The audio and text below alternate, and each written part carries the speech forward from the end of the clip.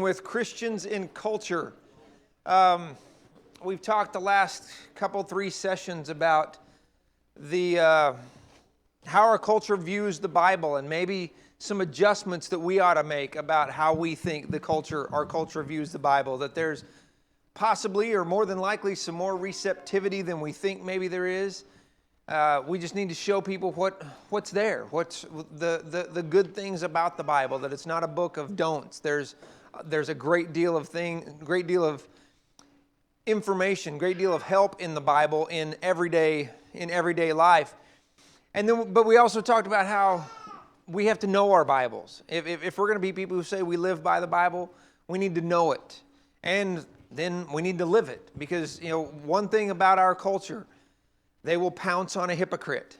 So if you claim to live by the Bible and somebody asks you what does John 3:12 talk about, and you have no idea, you got to be able to where you can get close. We know the big ones, John 3:16, Acts 2:38, but we have to be people of the Bible. And then as we were wrapping up last week, we did talk about the fact that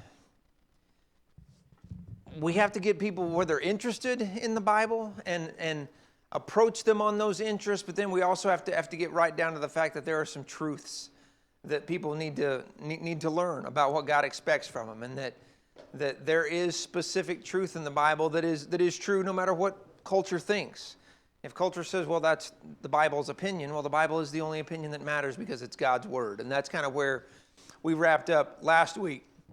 We're going to shift this week to another type, or another characteristic, I guess, of our culture that we also have to deal with. We have to deal with. Before we get into class, so I asked Jared if he would to lead us in a prayer. Do we have any specific prayer requests before we get started?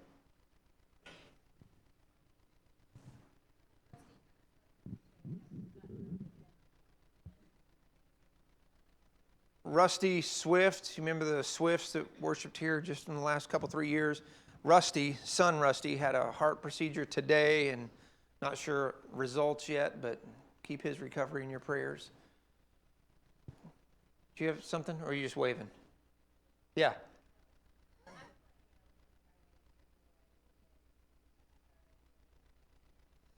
Jill's traveling to Hawaii. She's trying to make that sound so miserable. Trying to get her fiance out this way, so that's exciting. Remember Jill as she travels. Anything else? All right, Jared, if you would, please. God, we thank you so much for everything that you do for us, the blessings that you give us each and every day. And as we gather here tonight to open up your word and to study it, we just want to pause for a moment and thank you, and also just lift up some prayer requests to you. We ask that you'd be with Rusty Swift and the heart procedure that he had, and just pray for a speedy recovery. We also ask that you'd watch over Jill Harris as she's going to be traveling and just making a lot of decisions, and a short, long, quick trip, and just watch over her and keep her safe. Be with us tonight as we study and ask questions and dig deeper into your word. Help us to know our times, Lord, and to understand our culture and how we can best interact with it, but also be your children and people of your word. In Jesus' name, amen. One of the things that is fairly unique about contemporary culture, it's been this way for a long time, but it's worsening, is that we are an addicted culture. We are a culture of all sorts of addictions.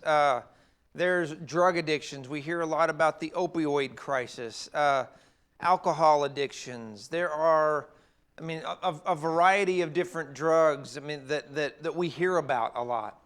But there are some estimations from some studies that around 52 to 55% of Americans have at least one thing that is an addiction. There's not really a scientific way to prove some of that, because some of them are just things that we take for granted, things that we consider pretty normal. It affects young people. It affects older people. addictions of all sorts affect all sorts of people. And like I said, we know, I mean, when we think of addictions, we immediately think drugs or alcohol. And we understand that like I said, the thing with opioids has become literally an epidemic. It's become a crisis that we have to deal with. But when we get right down to it, there are more addictions than I think we sometimes realize. One of the things that our culture is a new addiction, is these things. In 2017, the National Education Association did a study of high school seniors, 17 to 18 years old. They spent an average of 6 hours looking at their screens during the day. A lot of time. Games, video games have become an addiction. In 2018, the World Health Organization, WHO, added a disorder called gaming disorder because of their seeing in young people, young adults, inattentiveness, lack of being able to focus on things, lack of emotions, not just getting emotional, but just not having emotion, and then dealing with depression because of the influence and the time spent with video games. Now, a lot of you people in here are going, those kids these days with their phones and video games. How many of you have one of these? This is a new, relatively new addiction. There's a term for internet addiction that is really very highly prevalent in adult males ages 20 to 30, which is understandable. But the next highest group affected by this is women over 60. Oh, and listen to y'all giggle. I just want to see my grandkids. That's why I'm on Facebook for 9 hours. But it's there. It's real. These are things that we get to where we feel like our day is not complete. And I'll tell you right now, here's a live example. While Jared was praying, my phone went off. And it was all I could do to not go, finish the prayer, Jared. Somebody's texting me. It's probably my kid somewhere. But when our phones go off, when our computers are on, we want to know what's going on. There's that. I mean, and there's science to all that. There really is. And again, you might be a person who's going, yeah, that's those computer people, those video game people. What about this one? Now, see, Don Hilton told me a while ago, he goes, you're not going to step on toes tonight, are you? What is it? Food. Oh. A big old giant cheeseburger with fries and cinnamon roll and don't. No. Let's not talk about it. Hamburger with fries and a diet Dr. Pepper and a white. It all balances out. Sunday night. That's Sunday night. Yeah, then you take the big old cheeseburger and the fries, Diet Coke. It's a wash right there. I tell my doctor that's real food too. Well, and listen, these things are real. I mean, one of the things that that science is showing is that we are a culture conditioned to become addicted to these things. Conditioned to become addicted to this type of food because it's easy, it's cheap. It's not good for us, it kills us. It's ruining our respiratory system, it's ruining our circulatory system, but we do it anyway because that's what we do. But what I want us to focus on tonight is this: an addiction to me, an addiction to self. Let me read you this article. I thought this was pretty interesting. The president used a word the other day that is little heard of late. The word is sacrifice, and he applied it in the context of the proposed Middle East peace negotiations. Peace will be possible, he suggested, only if the antagonists sacrifice some of their hard attitudes. At one time, the idea of sacrifice for the common good was readily accepted. Winston Churchill appealed to the British people in terms of asking for their blood, sweat, and tears. John F. Kennedy struck a similar note with his, ask not what your country can do for you, but what you can do for your country. For over a decade and even more, the emphasis has been on me. Books have been written on looking out for number one, on how to be aggressive, on how to benefit oneself at the expense of others. It very easily could be called the age of selfishness. When one examines our social and economic ills, it is startling to notice how many of them stem from human selfishness. Let's get down here. It is not realistic to expect that this process will be quickly reversed. Our selfish society must be changed, however, if this society is to avoid an eventual breakdown. Pretty strong words. That paints a picture of where we are today. But that wasn't today. The president that said that was President Carter. That's from a Spokane newspaper from 1978. 42 years ago. My, how we've changed. That's where we are. That's where we are culturally. That we're a culture who focuses on satisfying self. Now, let me just say this too. I'm not saying that addictions to drugs, addictions to alcohol, even food addictions, electronic addictions, I'm not saying those are all weak people. I mean, there's been so much study, so much research in just the last few years that there are certain brains that are wired to be addictive. There are cultural influences. We're like I said, we're led along a path to be addicted to certain foods, to certain drinks. The alcohol industry, you try and watch TV for an hour, especially you try and watch sports for any time, and try and not see a beer commercial where everybody's having a great time. They don't show the guy the next morning throwing up. I mean, you don't see that ever. But what we as Christians have to deal with is this is our culture. This is our culture that says, look out for number one. This is our culture that says, I need to get what I need to get, and if there's people in my way, if there's things that, whatever I have to do to get mine, I'm going to get it. And like I said, the science around a lot of addictions is now showing that some of these addictions are really just habits that we've developed. And we can fix that. We can fix our brains. But we as Christians have to fix our brains to where we're not people who are addicted to me, addicted to self. But the thing about it is, this is where we kind of get in a hard spot. How would you describe the American culture? One or two words. Sick. Sick. Okay, now on a positive side, I should have said that. What positive thing would you say about? I mean, go back 100 years. Go back 200 years. Baseball. Baseball, yeah.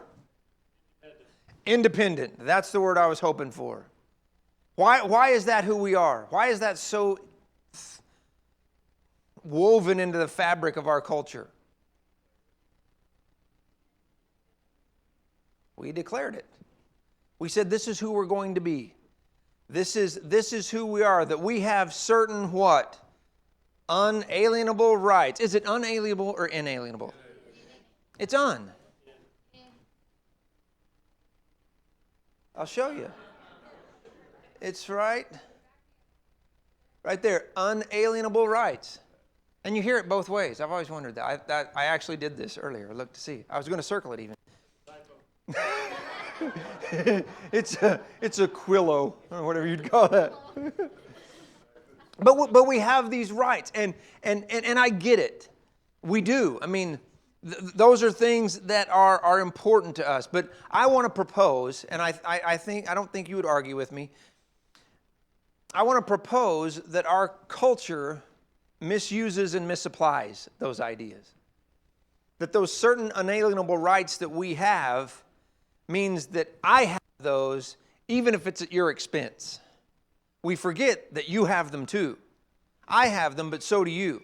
So somehow we have to figure out how to work this out together. We have to live in a culture that has this attitude of whatever makes me happy is what I'm going to do. And if it's and especially the thing we hear is if it's not harming anybody else directly, then you have no right to tell me I can't do it. And that's something we have to be on guard against. For us, well, I would say for a lot of us, let's say, it may not be drugs. It may not be alcohol. Maybe there's some other things. We have some addictions. But what we have to deal with is attitudes and how we deal with other people that sometimes get self too much in the way. When we think about even this, though, where did our founders, sounded weird, where did our founding fathers, where did they say we get these rights? From our Creator, right? Now, I understand this is a great document. This is an incredible document. But when it comes right down to it, it's a civic document. We don't need this thing to tell us that God gave us those rights. We have God's Word. Richard Jewell held up his Bible. We have God's Word that tells us that God gave us life and that God gave us freedoms and that God gave us the ability to pursue happiness in His parameters. That's where we kind of get lost in this. So what we have to answer is, how do we live in this culture? How do we respond to this culture? And how do we impact a culture that has this mindset? Somebody get Exodus chapter 20 for me, please. See, our culture is conditioned and is conditioning us, I believe, to some degree, to please ourselves, to focus on ourselves.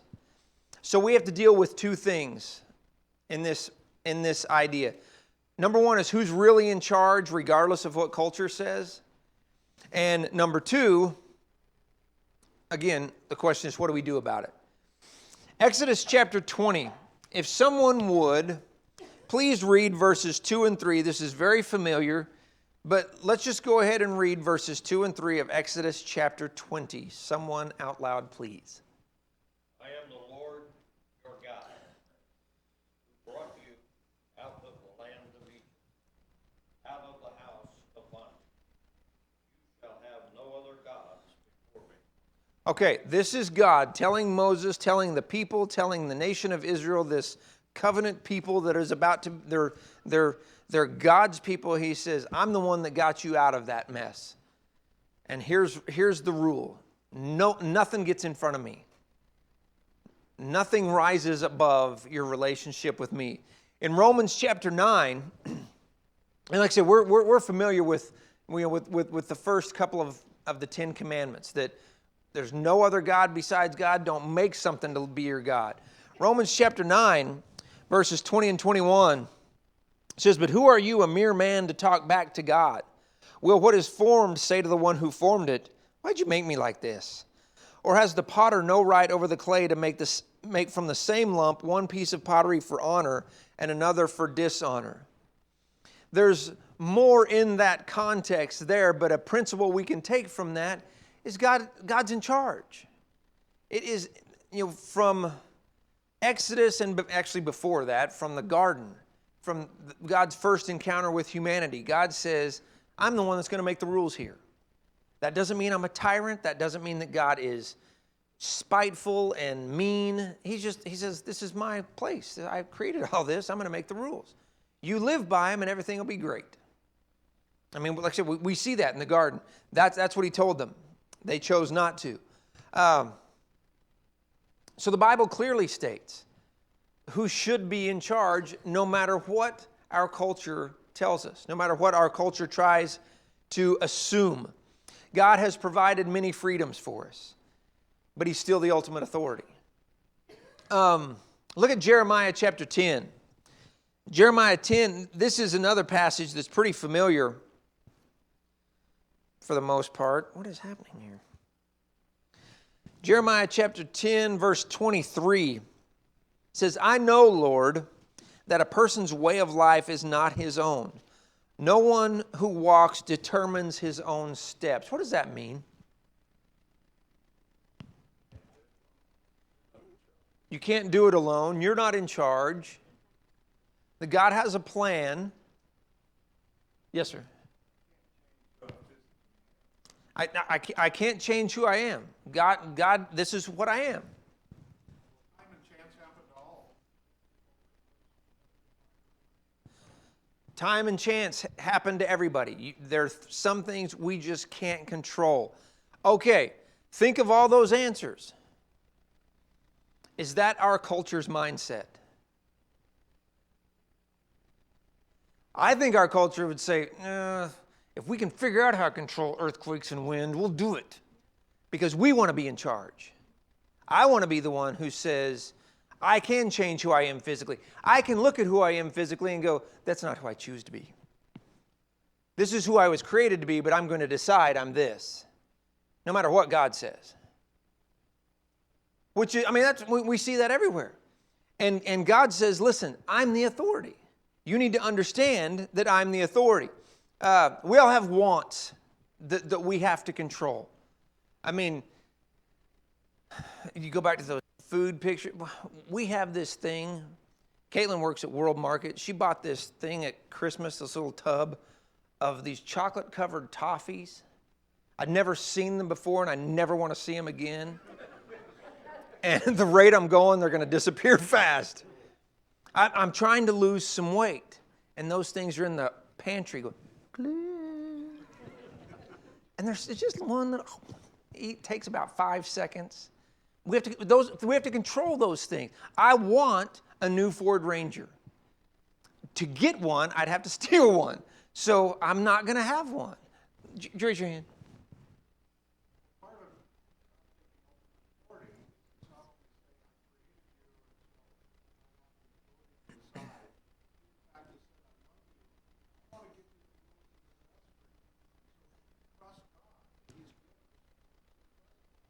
Exactly. What Larry says that God did say, yes, I'm the authority, I'm in charge, but he also said, I love you, and I'm going to give you some good parameters that'll be the best for you. The question is, do we trust God enough? And that, again, I think is a reflection of our culture. We live in a culture that doesn't trust anybody. If you want to look at some interesting studies, look at I don't remember what it's called, societal trust or something like that.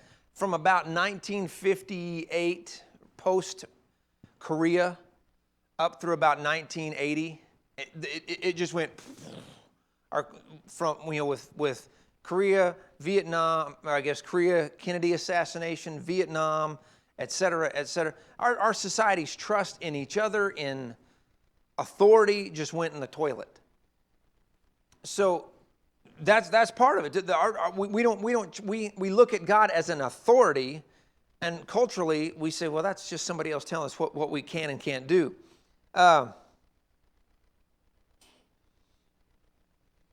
Without God, first place becomes me, right? First, I become the authority. Look over at Ecclesiastes. Oh yeah, Romans 9:21 talks about the rights. We don't have the right to say to the potter, hey, why'd you make me like this? But look at Ecclesiastes chapter 4. Ecclesiastes chapter 2. Ecclesiastes chapter 2, this is Solomon writing about his experiences, trying to experience life. If you look at chapter 2, just glance down verses 4 through 11. What pronoun do you see over and over? I. Who's this about? It's all about Solomon. I did this, I wanted this, I tried this, I did that. And yes, I get it, that's him writing it, so it's going to be his experience. But it's almost as if he's showing us selfishness right there. He's saying, I wanted this, I tried this, I did this, I accumulated this. But what was his conclusion in verse 11? It's pointless.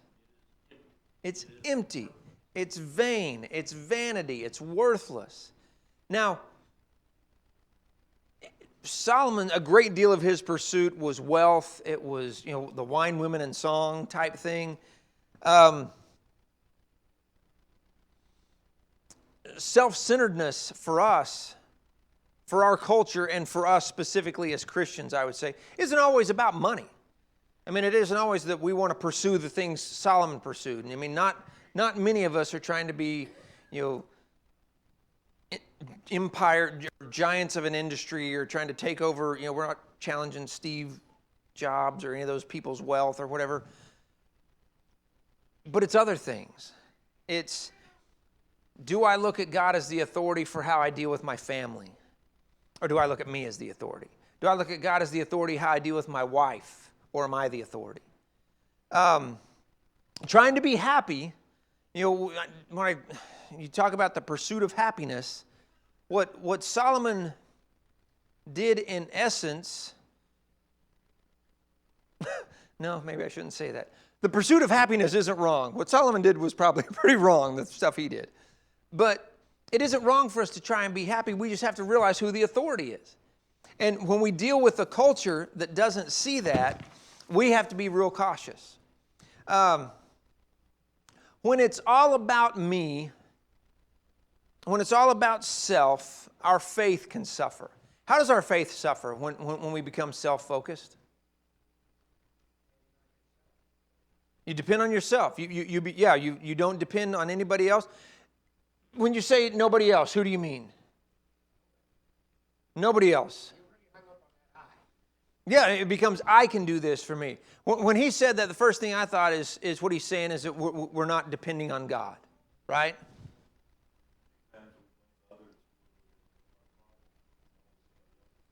Yeah. Yeah, we blame others for, they made me make that stupid choice. That lady at McDonald's forced that second Big Mac down my throat. Or whatever. But go on what Ken said, it does show that we aren't dependent on God. But I think sometimes our faith suffers when we become self-focused because we forget to depend on each other. We forget how much we should mean to each other. Now, I'm getting out of culture, focusing really on church culture, if you will, here for just a minute. But when I want to please me, when I decide there's sometimes that I want to do, some things that I want to do that I just want to do, I'm not going to care what you people think. If I want to stay home and watch the Super Bowl, I don't care if you guys are going to worship or not. That's not for me. Careful. Well, see, there's the toes again. Or if I decide, look around. If I decide Wednesday night's too hard for me to go, I don't care if the rest of you people are there. I don't care if one of you people might be sitting there wishing that I was there for you to talk to me, because I just didn't feel like coming. Because I'm in charge, and I don't need you. And very few of us would say that outright.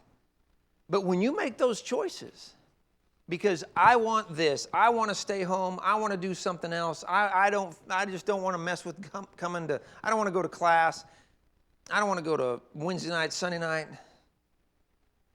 That's putting me right in front. And our faith can suffer because of that, because we're not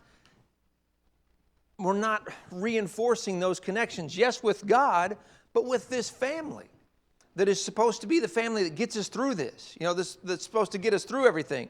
Turn to Hebrews chapter 12.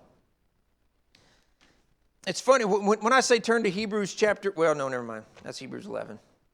When I think Hebrews chapter 12, I immediately think faith because I get the wrong chapter, because that's chapter 11. Hebrews chapter 12, the Hebrews writer talks about Esau. And he makes some interesting points here. Hebrews chapter 12, verses 16 and 17.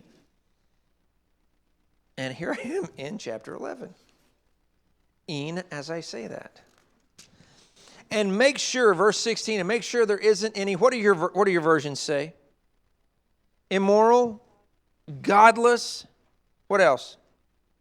There's two words there. Irreligious. Christian Standard says, make sure there isn't any immoral or irreverent person like Esau. What did Esau do? Why? Because he was hungry. Do we kind of get him, do we cut him some slack for that sometimes? I don't know. Maybe we do, maybe we don't. This text sure doesn't. Godless, irreverent, immoral. Hugo McCord uses the term irreligious. J.B. Phillips says he lost his reverence for the things of God. He just gave up his birthright. That's a family thing. That didn't really impact anybody else, right? Not in God's eyes. God says, you didn't consider something I think is important. I'll give you a minute to make the connection to worship services and stuff like that. God says, I think it's important. And here, listen to what he calls Esau, because for the moment, Esau became the God. Esau became the one who had the authority and said, I want what I want, and I want it right now. Yes? Talk about various dispensations in the Bible.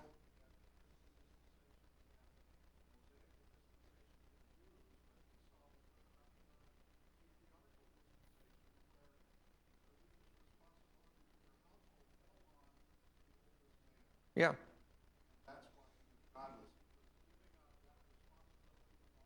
Yeah. What Larry said is the dispensation he lived under, the time he lived in, was the patriarchal age. He was supposed to be the head of the house. He was supposed to be the heir. And he said, you know what? I want a bowl of soup instead.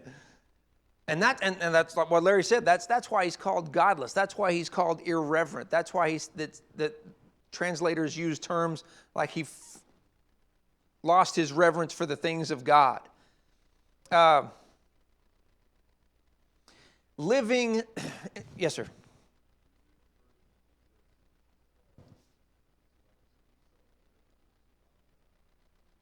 Yeah. Yeah, the New Century uses the idea that he just didn't even think about God.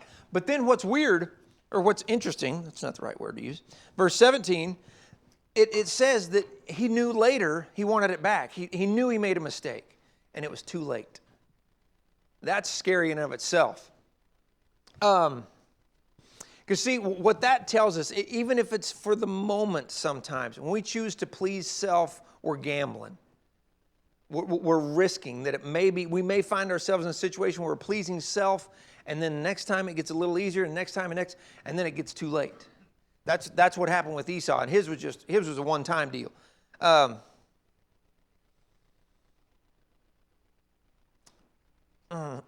Okay, so what's next? Oh yeah, what that leads to then for us, when we start putting self first, it easily can lead to mediocre Christianity, where I really want to be a Christian. I hate this term, but I use it all the time. I want to check the box. I want to show up and come to church, but I also really like to go hunting or fishing on the weekends. I really like to do this, so I can't make it Sunday a whole lot because I'm really busy doing stuff I really like.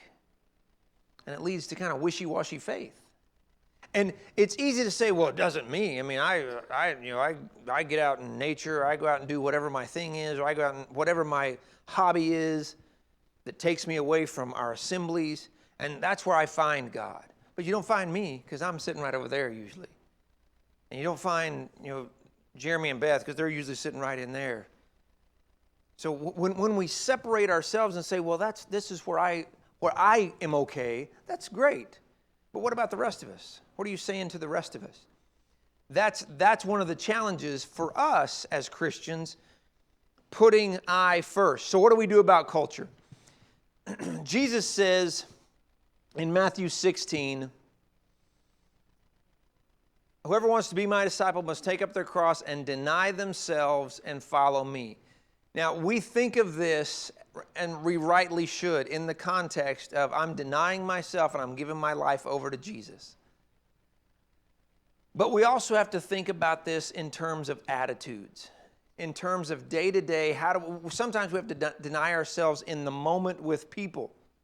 Do you have the guy, this theoretical guy that you work with, that is stabbing people in the back, that you worked really hard on a project, he did like 3% of it, and the boss walks by and he takes credit for all of it, and you're like, what? I mean, you have that person you work with, you have that person that you go to school with, or maybe it's that person's in your family. We have to deny ourselves the right to lash out. I mean, that's that whole idea of our certain unalienable rights. We have the right to say, hey, I'm going to take that guy down a notch. I'm going to deal with this way. If he's going to play that way, here's how I'm going to play. That isn't the way we work. And our culture needs to see that.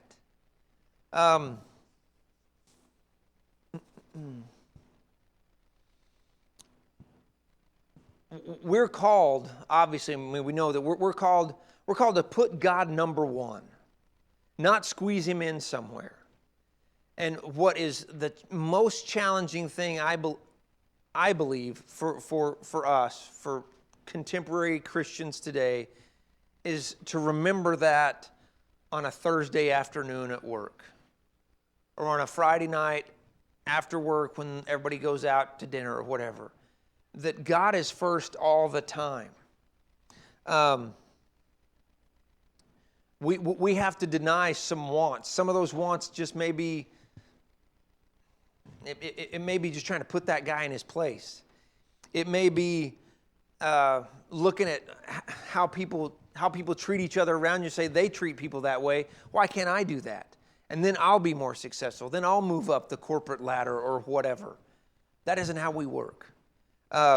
Philippians chapter 2, verse 3 says, do nothing out of selfish ambition or conceit. If we want to impact a selfish culture,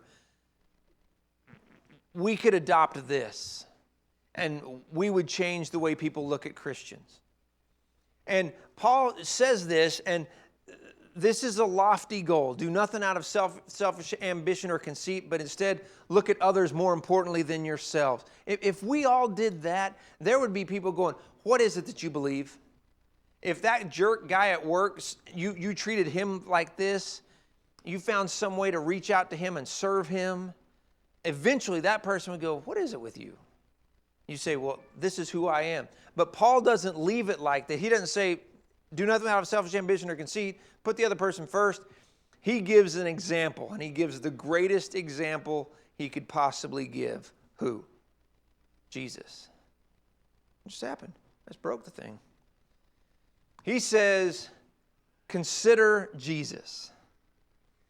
Let this mind be in you. Think the way Jesus thought. And then he describes that incredible passage there through 5 through 8 that Jesus lowered himself, humbled himself to the form of a servant. We could change people's minds about Christians if we would really, in this selfish, me-centered world, if we would humble ourselves. So in this, hey, look at me culture that we live in, I mean, quite honestly, the reason Facebook, Instagram, Twitter, all these things are successful is because there's a lot of people who just go, hey, look at what I did today. I bought a shoe. Who cares? I mean, yeah, one. I mean, here's what I had for lunch today. I hope Tammy and Wayne are watching this. Okay, so here's how we can impact a selfish culture. We cannot be that way, for one thing. And we can't be that way within our culture, and we certainly can't be that way as we deal with other people. Take the attention off yourself. Sometimes we talked Sunday morning in class about Andrew, the apostle. Andrew was the guy who always went and got people and brought them to Jesus and then said, okay, here, you, Peter, Jesus, you talk to these people. I'm going to go get this kid with the sandwich, and I'm going to give him to Jesus, and I'm going to get out of the way. I can't even think of the quote now. There's a Latin expression that basically says, whatever you do, no matter how humble it is, if you do it well, it's noble. You don't have to be the person that gets all the attention. Don't be this person all the time. Culture will see that if you're the person who's willing to step aside and let them take some glory, help somebody else get to a better point, people will notice that. Don't forget about the other people in your life. Don't forget about us. I mean, don't forget about the fact that sometimes even in expressing our faith, if we get selfish, we're forgetting about the people right around us. And what's the third one? I'll just click it. Oh yeah, serve other people. If we want to show a selfish world that we really believe this, that we don't just come to church like we go to the Lions Club or whatever, serve people. Serve people you don't know. Serve the people you work with, go to school with, around you, whatever. Go out of your way to put them ahead of yourself. But show the people in our culture that we care about everybody. That's denying self, right? That's saying, I'm going to put my interests aside for a minute, and I'm going to take care of somebody I don't even know. The me addiction may be the toughest addiction for any of us to get over because it's so accepted in our culture. But in our culture, the culture that belongs to Christ, it can't be our culture. Any thoughts? Any questions, concerns? Okay. Thank you for your attention, and we'll pick up with something else next week. I didn't have to get to that line because I can't.